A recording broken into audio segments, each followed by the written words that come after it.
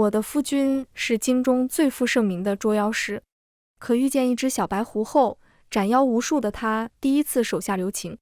他将他捉住又放走，任他吸血伤人。二人你追我逃，玩得不亦乐乎，丝毫不顾百姓死活。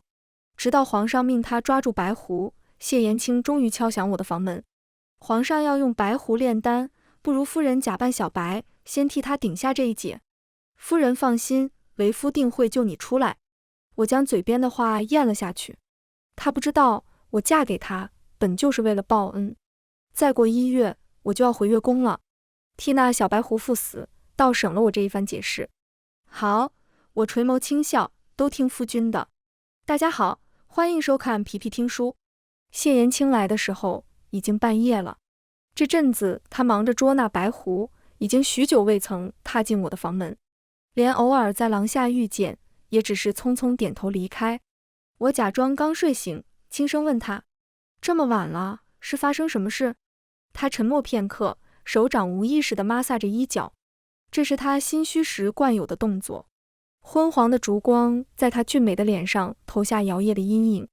他向来杀伐决断，此刻的迟疑实属罕见。皇上限期1个月内要取那白狐炼丹。他的声音有些沙哑，小白他修行不易，若是就这么送了性命。我的心缓缓沉下去。小白，他竟叫得这般亲昵。所以呢？我的声音平静的有些吓人。他犹豫着，终于说出了口：不如夫人假扮小白，先替他顶下这一劫。我忽然想起第一次知道小白存在那日，那时这狐妖已在京城作乱3月，伤了数十人。可谢延青每次捉住他，却总在第2日又将他放走。府上的下人们都在窃窃私语，说大人与那狐妖在妖房里一待就是大半天，不知在做什么。他逃，他捉；他逃，他在捉。二人你追我赶，玩得不亦乐乎。望着眼前这个我曾深爱过的男人，我忽然觉得他陌生的可怕。见我一直不说话，谢延青微微皱眉，语气有几分不耐。那小白狐修行400多年，灵性十足，从未真正害过人性命。再过几十年，他就修行满500年。此时被捉去炼丹，岂不可惜？夫人，我虽是个捉妖师，可也分善恶，怎能眼睁睁看小白去死呢？夫人向来最是理解我，一定能懂我的良苦用心，是不是？他上前一步，像从前一样握住我的手。夫人放心，不过是走个过场，为夫定会想办法救你出来。你是我的夫人，我怎会真的让你有事？我沉默了很久，久到窗外的月光似乎都暗淡了几分。最终我咽下了所有想说的话。我想告诉他，我本就是月宫里的仙草仙子，7年前为了报恩，才隐瞒身份嫁他为妻。这是我留在人间的最后期限，下个月圆之日，我便要重返月宫。我想问他，若我真的替他心爱的小白狐赴死，他可会有一丝一毫的心疼？可看着他焦急的神情，我忽然觉得都不重要了。好，我抬起头，对他露出一个温柔至极的笑，都听夫君的。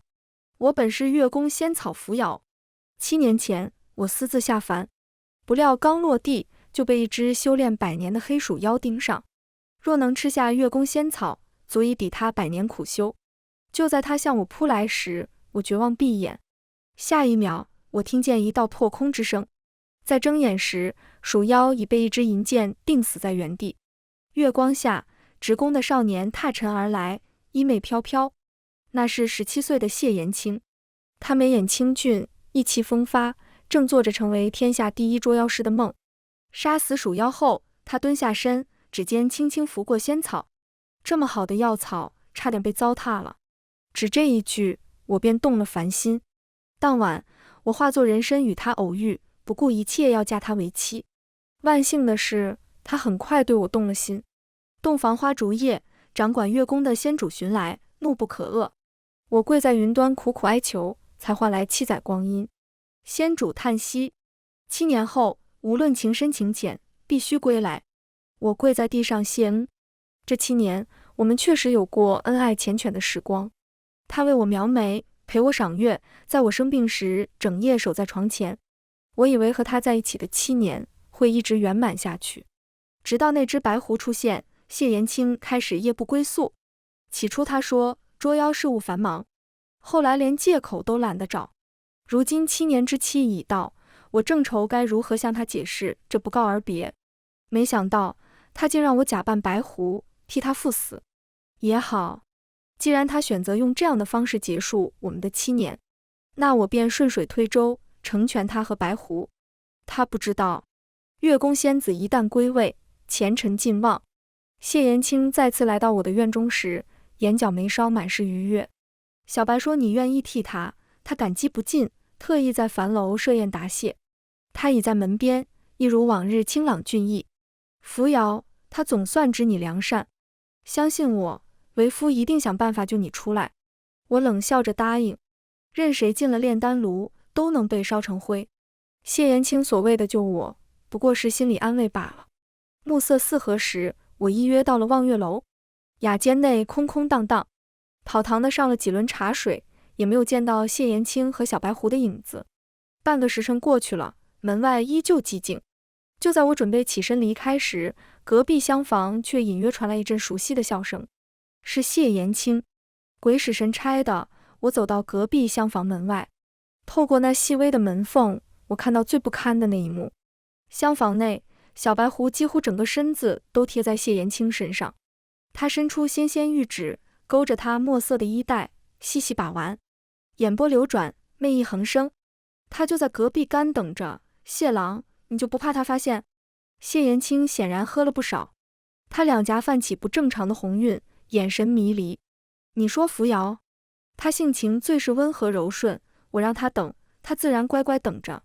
他捏了捏小白狐的鼻尖，宠溺开口：你小点声，别真让他听见了。我偏要。小白狐咯咯笑起来，雪白的双臂如水蛇般缠上他的脖颈。我偏要叫给他听，谢郎又能如何？话音未落，他已经主动吻了上去。门内随即传来衣料摩擦的窸窣声，夹杂着令人面红耳赤的喘息与呻吟。梦浪至极，我僵立在门外，浑身血液仿佛瞬间冻结。小白狐是故意让我看到的，门缝里露出的缠绵声一下下扎在心上。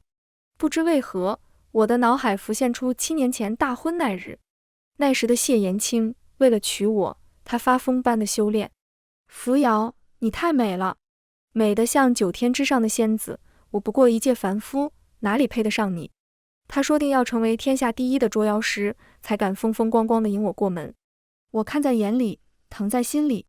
为了成全他的抱负，我偷偷在院中种下月宫的仙草，助他增长修为。在他深夜疲累睡去后，我悄然施展仙法，替他捉妖。在我暗中相助下，他果然声名鹊起，成了京城最炙手可热的捉妖师。大婚那晚，他抱着我，竟像个孩子般哭了。他说，在来京城前，他家徒四壁，不仅受尽乡邻白眼，更从未有人真心待他。只有你，扶摇，对我不离不弃。他将头埋在我颈间，我总觉着你是我的福星，有你在，一切都会好的，是不是？我吻上他颤抖的唇，心底甜得像化不开的蜜。傻瓜，咱们当然会越过越好的。那一夜，他的动作极尽温柔，我也第一次体会到，为何妖魔精怪都想做人。做人真好啊！这人间烟火，远胜月宫清冷。可如今，隔着这扇薄薄的门板，听着里面不堪入耳的声响，我终于懂了。人那么善变，做人一点都不好。谢夫人，您怎么站在这儿？小厮洪亮的嗓音骤然在身后响起。茶要凉透了，小的再给您续一碗热的。话音刚落，厢房内的声音戛然而止，门被仓皇拉开。谢延青衣衫不整地出现在门口，领口微敞，发丝凌乱，明明面上醉意未退，却惨白如纸。扶摇。话音未落，他猛地意识到什么，死死捂住脖颈上的红痕。他衣领处那抹刺目的红痕，我早就看到了。床榻上，小白狐穿着薄如蝉翼的白纱，曼妙身躯若隐若现。他斜倚在锦被间，眼尾含春，露出几分得意。我强迫自己站稳，声音平静的自己都觉得陌生。我等了夫君许久，原来夫君在这里。只是二位这般衣冠不整，是在做什么呢？小白狐立刻捂住嘴，他发出一阵窸窣的娇笑，眼神幸灾乐祸。谢延青眼底闪过一丝慌乱，他猛地站起身，语无伦次：“夫人你别误会，我们这是在……”见他手足无措，小白狐立刻撅起嘴，他先手捂住心口，眉头微蹙：“谢姐姐，你可千万别误会谢哥哥，他是好心在帮我疗伤呢。”他已向谢延青，语气更加委屈：“我中了极厉害的心毒，浑身难受的紧，多亏了谢哥哥耗费灵力为我疏导。”对。谢延青像是抓住了救命稻草，连忙接话：“扶摇，我真的只是在帮他疗伤。”见我不说话，谢延青突然板起面孔：“扶摇，你难道不信我？成婚7年，我待你如何，天地可见。你如今这般疑心我，真让为夫心痛。那痛心疾首的模样，仿佛做错事的人是我。我觉得无比疲倦，似乎连争辩的力气都没有了。”我露出一个浅笑：“我信你。”他愣了一下，紧绷的神色瞬间缓和。就在这时，店小二端着托盘进来上菜，红烧肘子、爆炒猪肝、清蒸羊脑，腥气扑面而来。我胃里一阵翻江倒海，强行压下那阵恶心。我最见不得荤腥之物，谢延青他是知道的。之前他为我下厨，永远只做清爽的时蔬小菜，可此刻他全忘了。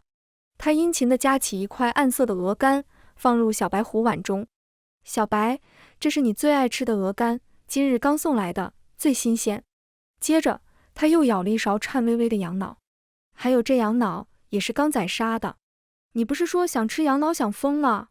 快尝尝。”小白狐媚眼如丝，一把抓住他的衣袖，余光悄然瞥向我，声音又软又媚，带着说不出的蛊惑：“扶摇姐姐长得那么好看，鲜血一定很甜吧？姐姐的血我可以尝尝吗？”“小白，你太放肆了！”谢延青扔了筷子，一脸不快看向小白狐，他顿时红了眼，眼泪吧嗒吧嗒掉。都是我不好，我最近总觉得浑身无力，气息短促，这才乱了心智。刚才我心直口快，姐姐不会生气了吧？他说话时，身子又往谢延青那边靠了靠。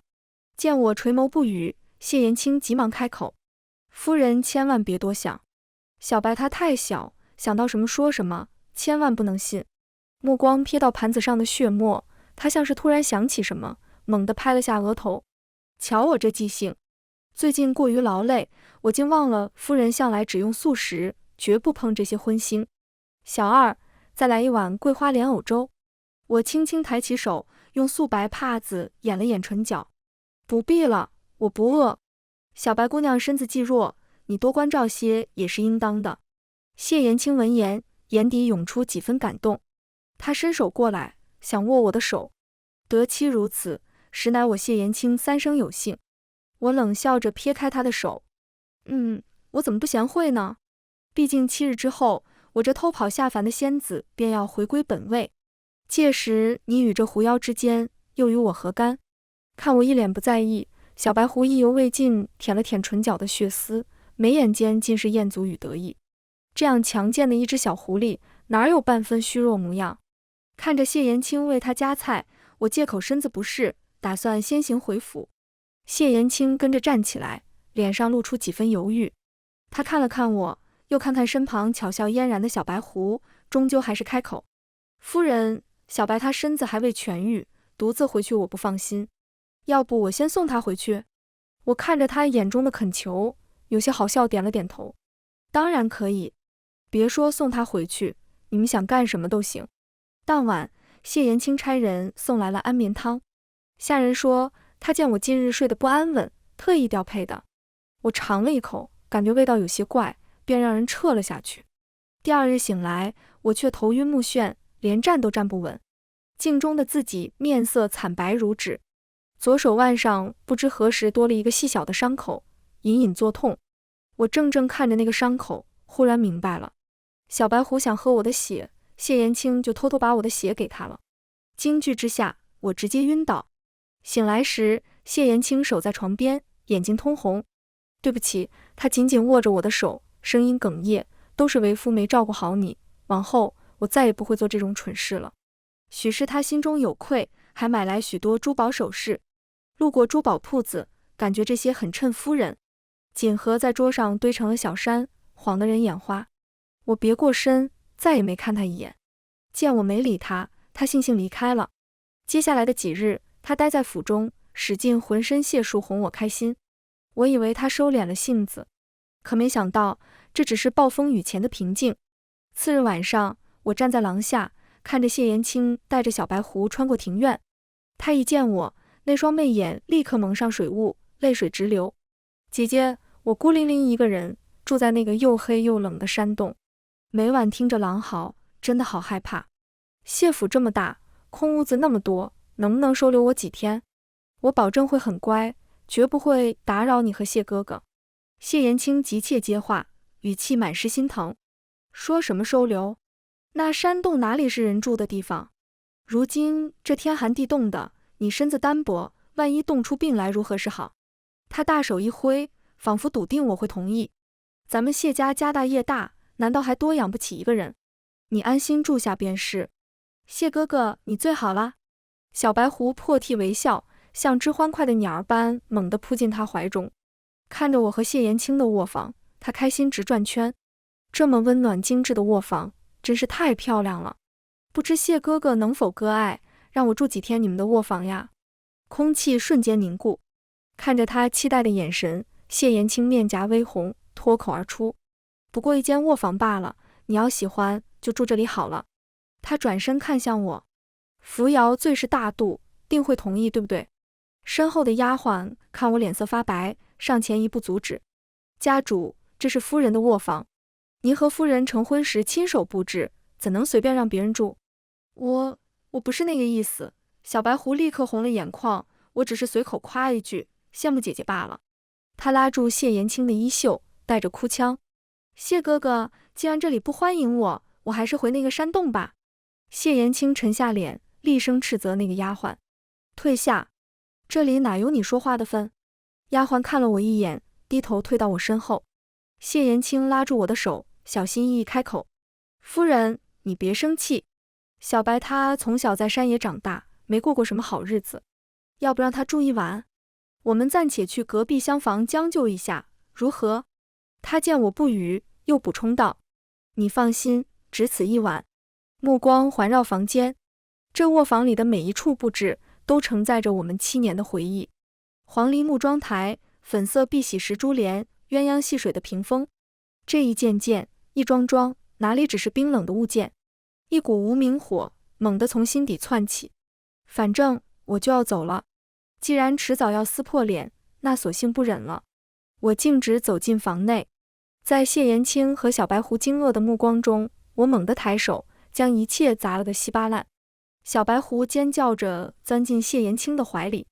扶摇，你疯了！谢延青又惊又怒，声音因为惊吓而颤抖。你这个疯妇！我停下动作，转身，发髻悄然散落，几缕青丝垂在颊边，寒风吹得我衣袂翻飞。我看着他，眼中只剩下冰冷的决绝。我是疯了，谢延青，我就是疯了，才会容忍你到今天。目光扫过那架倒掉的鸳鸯屏风，我拿起蜡烛，将屏风点燃。这些东西，我就算是砸了、毁了、扔了，也绝不会让你脏了它。成亲7年，这是我们第一次争吵。谢延青不可置信地看着我，即便如此，他依然紧紧护着怀里的小白狐。当晚，他带着小白狐住进偏院，一夜未归。自从那日争吵后，我和谢延青的关系彻底降到了冰点。他带着小白狐住进了偏院，再未踏足过我的院落一步。偌大的主院，只剩下我和满园亲手栽种的仙草。他对那只白狐的偏爱，如今已是毫不掩饰，连府中最迟钝的丫鬟都在议论，说家主被那狐妹子迷了心窍，再看不见夫人。算算时日，距离我替他进入炼丹炉还剩半个多月。这最后的日子，我只想陪院中的仙草说说话。它们是我从月宫带来的种子，凝聚着纯净的灵力，天生便让妖魔感到不适。但凡人取之泡茶饮用，却能增长修为。谢延青之所以能在这短短数年间成为京城首屈一指的捉妖师，除了自身努力，更多倚仗我用仙草为他做的茶汤。可他一直以为是自己天赋异禀，全然不知是我耗尽心神，一点点将他推上这个高度。以前我总感觉我的付出他能看到眼里，如今想来，他大概是瞎了。这天下午，我外出散心归来，刚踏入院门，便被眼前吓了一跳。几个粗壮的下人正挥着锄头，毫不留情砍向我的仙草。翠绿的枝叶被拦腰斩断，娇嫩的花朵被无情践踏。放眼望去，满目狼藉。住手！你们在干什么？快停下！我心痛如绞，疯了一般冲上去阻拦。可我的嘶喊无人理会，他们只是麻木地执行着命令。短短片刻功夫，满园仙草已被毁去大半，残枝败叶铺了一地。我僵立在废墟之中，浑身冰冷，仿佛能听到仙草们细微绝望的呜咽声。下人说，下令砍掉这些仙草的正是谢延青，只因为小白狐说，这些草看着碍眼，不如种上我喜欢的桃花，他便满足了他。是了，他是妖，这些仙草的灵力会压制他的妖性，他当然不喜欢。一股无法抑制的怒火直冲头顶，我沉着脸，径直冲向偏院。院子里，谢延青正握着小白狐的手，耐心教他抚琴。小白狐依偎在他怀里，笑得一脸娇媚。当我看清谢延青的模样时，心头猛地一颤。不过是短短数日不见，他竟憔悴不堪，瘦了整整一圈。不仅脸色苍白，整个人更像是被吸干了精气。我径直走到谢延青面前，我院中那些仙草，你为何命人全都砍了？你知不知道，你这是在断自己的路？谢延青抬起头，脸上掠过一丝不耐烦。什么仙草？不过是些再普通不过的杂草罢了。看了这么多年，早就看腻了。不如改种桃花，春日里缤纷绚烂，看着就让人欢喜。我忍不住冷笑出声。谢延青，你当真以为你能成为天下第一捉妖师，全是靠你自己的本事吗？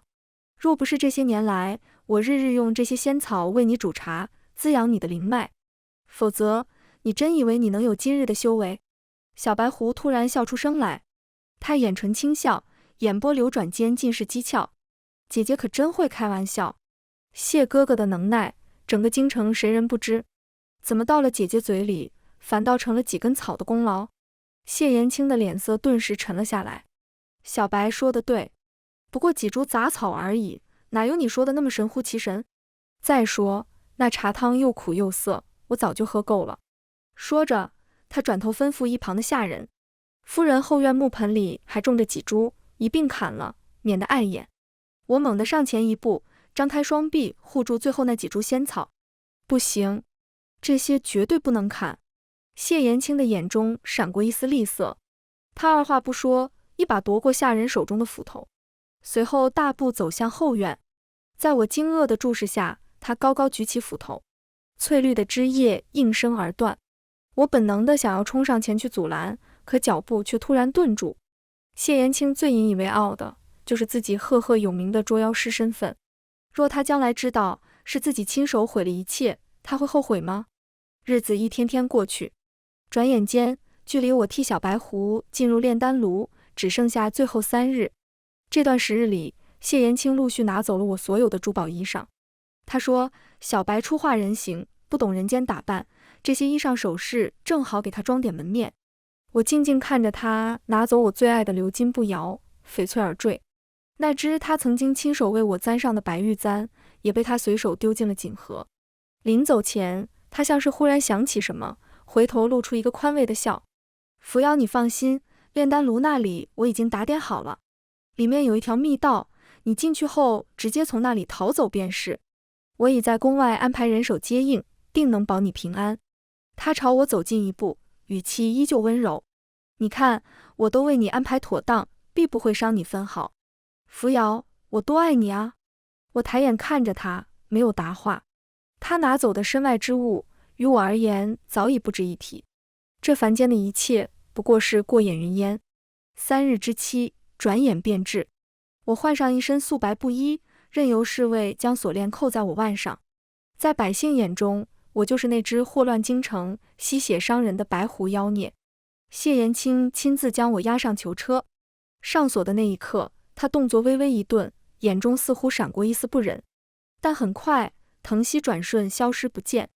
他俯身靠近，低声开口：“扶摇，别怕，按计划行事，你一定会没事的。”囚车缓缓行进在长安街上，烂菜叶、臭鸡蛋如同雨点般砸在我身上，百姓们的怒骂声不绝于耳。杀了这妖孽，为民除害。我闭上眼睛，任由那些污秽沾满衣襟。很快，我被押入皇城深处。谢延青亲手将我推进炼丹炉，炉门即将关闭的瞬间，他的目光与我交汇，那眼神似乎有愧疚。我转过头，不再看他。沉重的炉门彻底合拢，我在黑暗中缓缓起身，素白的囚衣化作流光消散，周身泛起皎洁如月华的清辉。我没有走向那条他口中的地道，而是仰起头，任由火光将我吞噬。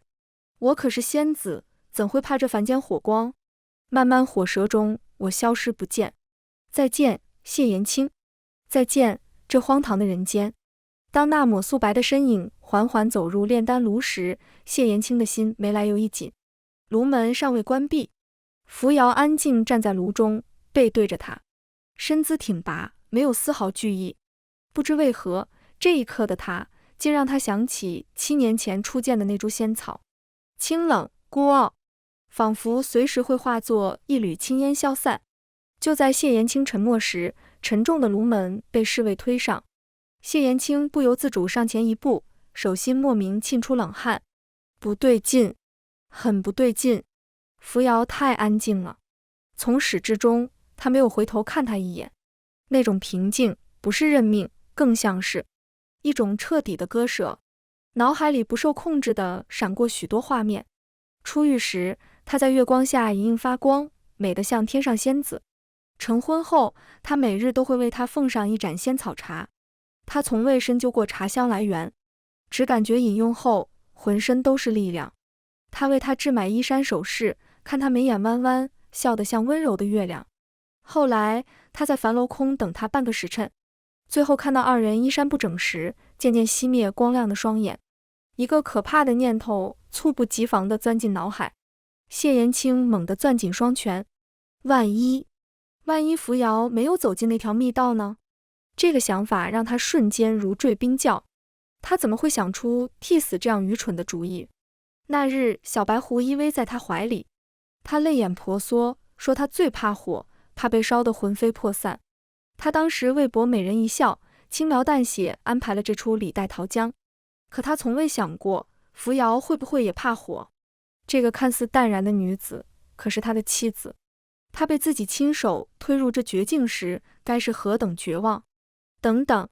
一声急促的呼喊脱口而出。高台之上，皇上不悦的目光立刻扫了过来，带着审视与探究。周围的大臣和侍卫也纷纷侧目。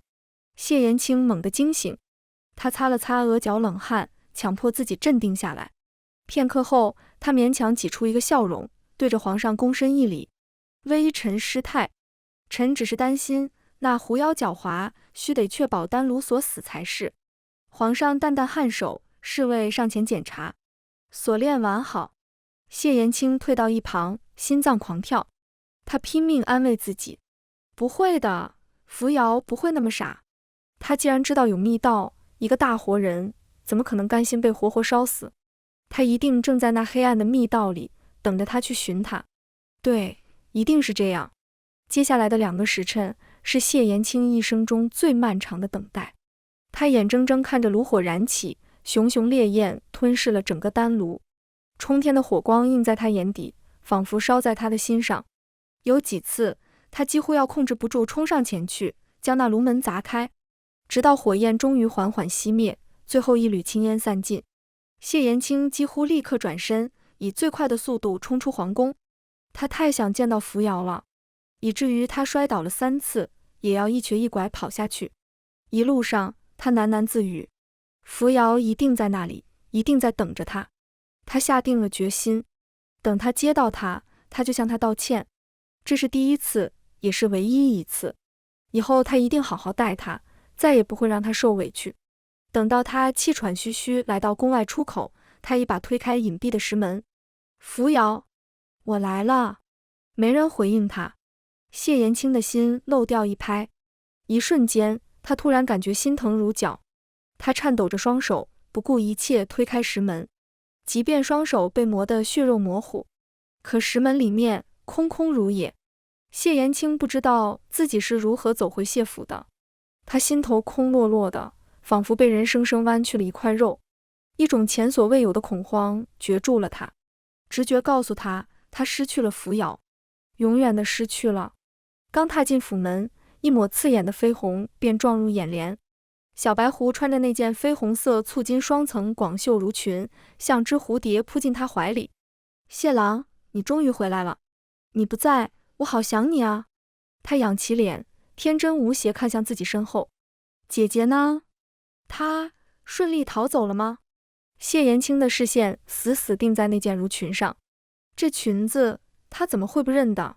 那是扶摇最喜欢的裙子，料子是他跑了整整5条长街，求了江南最好的绣娘，用簇金法一寸寸织就的晚霞锦。扶摇得了这裙子，欢喜的什么似的，因为过于珍惜，他舍不得穿，只在生辰那日穿过一次。可现在他却穿在了另一个女人身上。一股无名邪火猛地窜上头顶。谁让你穿他的衣裳的？他猛地抓住小白狐的肩膀，眼神狠厉的像要杀人。脱下来，给我脱下来！小白狐被他吓得一愣，随即委屈撅嘴。谢郎，你弄疼我了，不过是一件衣裳罢了，你做什么呢？谢延青咆哮着，粗暴伸手去扯衣领。我让你脱下来！挣扎间，一股极其熟悉的幽香钻入他的鼻尖，衣服上有扶摇身上的味道。动作猛地僵住，谢延青像是被抽干了所有力气。他低下头，将脸埋进扯掉的一片衣角，呜咽起来。扶摇，你在哪里？是我错了，你快回来！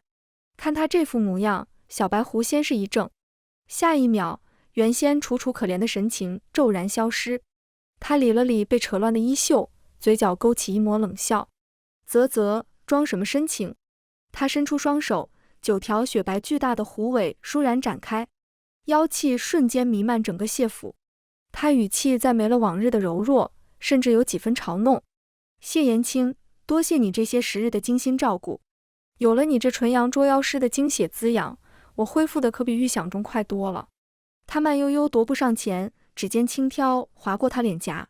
若非瞧上你这副还算不错的皮囊和这身健壮滋补的身子，你真以为我想陪你玩这无聊的情爱游戏？他凑近他耳边，终于不再假装，真心假意你都分不清楚。谢延青，你也真是蠢得可怜呢。谢延青猛地抬头，血红的眼睛死死瞪着他。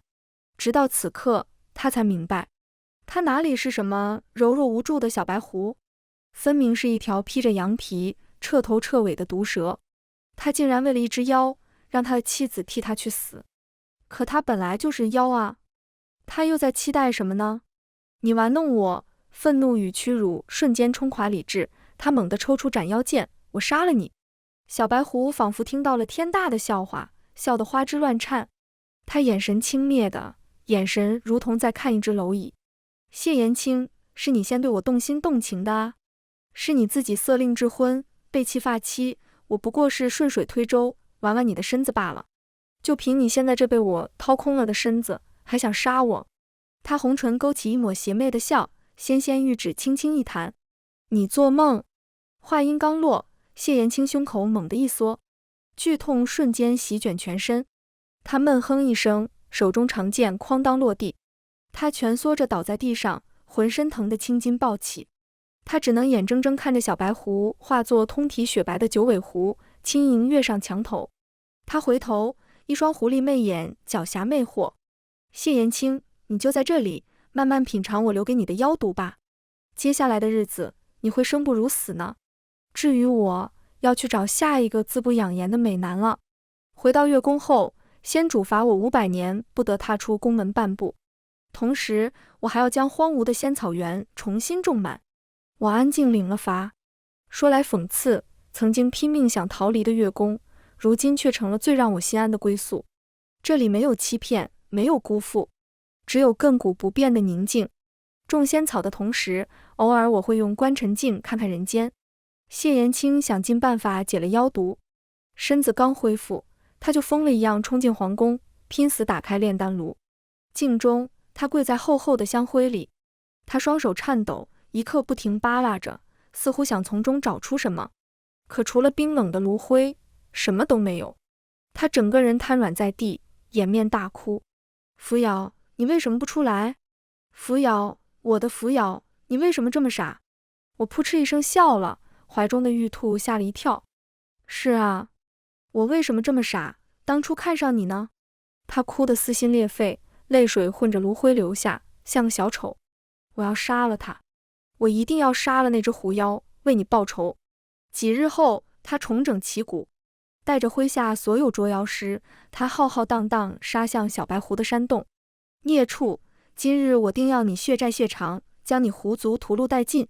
山洞前，小白狐现出九尾真身，妖娆的狐尾硕大飘扬。